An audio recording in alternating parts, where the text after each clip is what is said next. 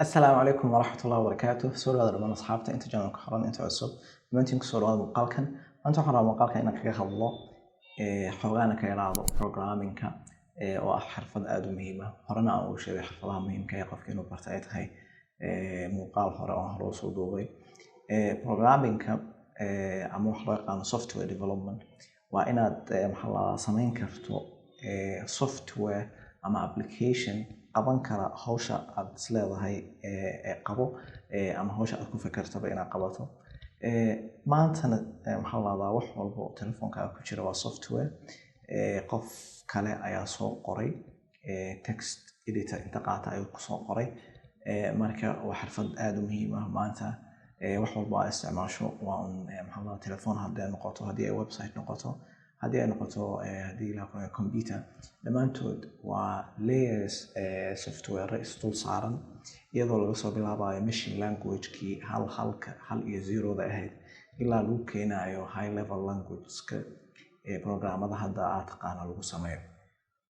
haddaba xirfadaas aan rabaa muuqaalkan maanta inaan kaga hadlo soo dhawaada daawasho wacan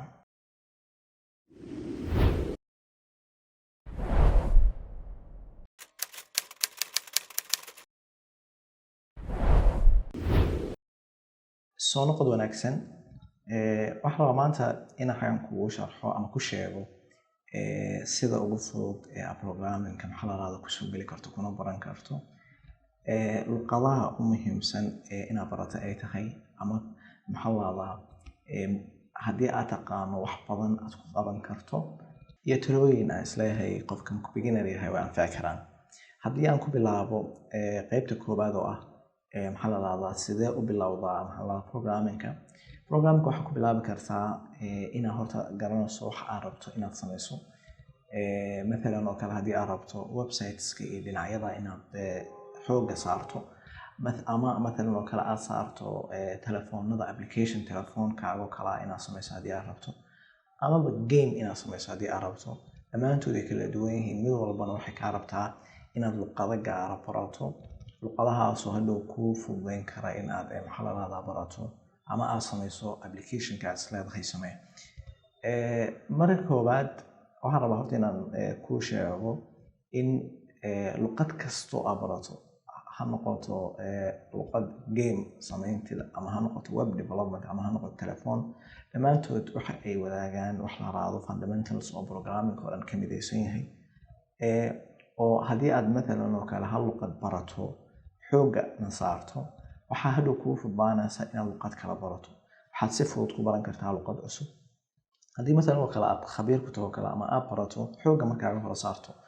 java oo kale oo luqad ah waxaad si fudud hadhow ku baran kartaa javascript ayaa ku baran kartaa sidaas awgeed waqtiga luqad kaa gala waqti kaa khasaaraya maaha waa laga yaabaa in fursado ay ku dhaafaan luqadaas laakiin aan luqadaas ahayn laakiin si guud si fudud waxay ku fududaanaysaa hadhow programming-ka manager aba qof programmer oo u yaraan dhowr luqadood aan garanayn saas awgeed luqadaha aan sheegi doono in la barto ay tahay macnaha aad ha u sii fikirin mid un go'aan ka qaado marka qodobka labaad ee aan rabo inaan sheego waxay tahay marka aad programming-ka dooranayso waxa ku xadidaya waxay tahay qof beginner ana tahay luqadan sidee fudeedkeedu sidoo yahay sidee barashadeedu ma fududahay ma sidoo adag tahay oo luqadaha aad ay u kala fudud yihiin qaar baa aad u adag in la barto qaar baa fudud مثلا oo kale luqadaha aad u fudud barashadooda lagu bilaabo marka programming la dhiganayo waxaa kamid ah Python oo kale waa luqad in lagu bilaabo ku fiican waaye aniga waxay u qaataa umaleynaya Python barashadeeda bil iyo wax yar markaan dhiganay saas awgeed laakiin luqado hore ayaan garanay marka Python inaan ku bilaabo waa fiican tahay waxaa kaloo muhiim ah marka luqad dooranaysid inaad yana maxaa la yiraahdaa niyadda ku haysid in luqad kaste oo aad maxaa la yiraahdaa barato ay ku maxaa la yiraahdaa ku gelinayso field gaar مثلا oo kale waxa laga yaabaa haddii aad fursado shaqo ka haysatay oo kale web development in aad luqado aan web development ka khusaynin aad barato waqti lumis ay kugu noqonaysaa saas awgeed waxaa muhiim ah in aad taqaano opportunities iyo fursadaha aad rabto inaad ka faa'iidaysato iyo luqadaha la xiriira inaad barato ayaa fiican. oo mathalan oo kale qofka hadda inuu program Android sameeyo raba, waxaa laga maarmaan u ah in uu yaqaano luqadan la yiraahdo Java ama Kotlin inuu yaqaano. qofkii raba mathalan oo kale iOS ama programka iPhone-ada iyo inuu sameeyo application qofkii rabana, waxaa muhiim ah inuu Swift luqad la yiraahdo barto. sidaas si la eg waxaa laga rabaa qofka mathalan oo kale web development baranaya ama website-yada sida loo sameeyo iyo application-nadooda, waxaa muhiim u ah inuu yaqaano JavaScript, inuu yaqaano iyo HTML iyo CSS oo front end ah, iyo luqad kale oo luqadaha back-endiga ah ama Node.js oo isla JavaScript ah, ama mathalan oo kale Python ama Java oo kale inuu yaqaano muhiim ay u tahay si back-end uu sameeyo iyo databaseski luqadii la macaamilaysa. marka games oo kale qofka hadduu rabo inuu games sameeyo waa inuu C# ama C+ bartaa. saa aawadeed marka field kasta iyo opportunity kasta, fursad kasta oo aad shaqo heli lahayd waxa ay rabtaa luqad gaar ah. saa aawadeed waxaa la rabaa adiga inaad marka hore fiiriso maxaad heli kartaa, maxaad adiga rabtaa haddii aad shaqsiyan u baranayso skillka, maxaad rabtaa inaad sameyso, kadibna aad doorato ayaa fiican. intaa marka laga soo baxo luqadaha aan soo jeedinayo in qof ku bilaabo ama barto waxay tahay luqadda Python oo ah luqad iyana aad u fudud in lagu bilaabana ku fiican, haddii la kulay courses badanna leh Coursera iyo meel walba aad ka heli karto iyo Udacity. Python takhasusyo gaarana aad ay faa'iido u sii leedahay oo ay ka mid yihiin mathalan oo kale artificial intelligence, machine learning iyo waxyaabaha luqadda ay ictimaadaan muhiimka u ah waa Python. sidaas la eg Python waxay kaloo tahay luqad loo isticmaalo server side ama backend loo isticmaalo website fara badan sida Instagram-ka iyo kuwa lamid ah. saa aawadeed marka Python inaad ku bilowdo barato aad ay u fiican tahay. waxaa kaloo iyana luqad muhiim ah iyadana ah inaad barato ay tahay JavaScript oo iyadana aad kaaga anfici karta dhinac walba haddii ay noqoto web applications iyo website-yada front end iyo back end ba. front end ayada iyo HTML iyo CSS ayaa ku samayn kartaa, back end ina Node.js oo isna server side ku samayn kartaa. waxay kaloo leedahay JavaScript haddii la kuron yahay applications waa lagu samayn karaa. application-nadan hybrid kala raado iyadoo ay isticmaalayso frameworks kale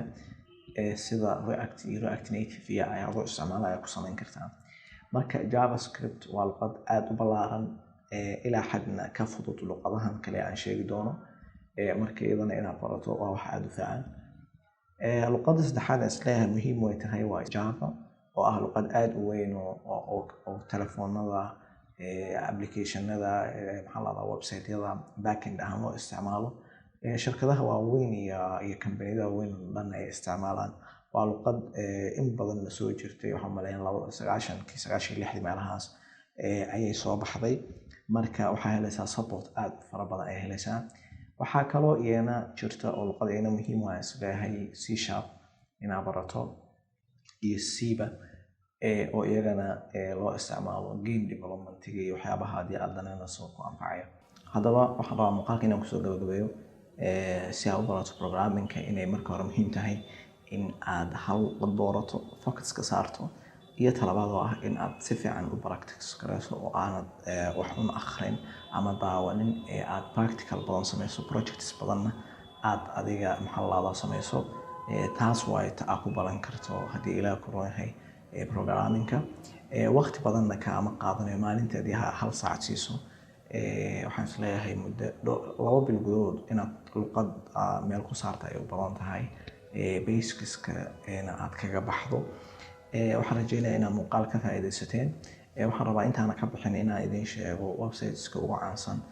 horta markii waad Coursera waad ka heli kartaa programming-ka, luqadii aad rabto waad ku qori kartaa. courses aad u fara badan ayaa ku jira. waxaa kaloo tegi kartaa courses free aad ka heli kartaa iskuulka neelaado Udacity,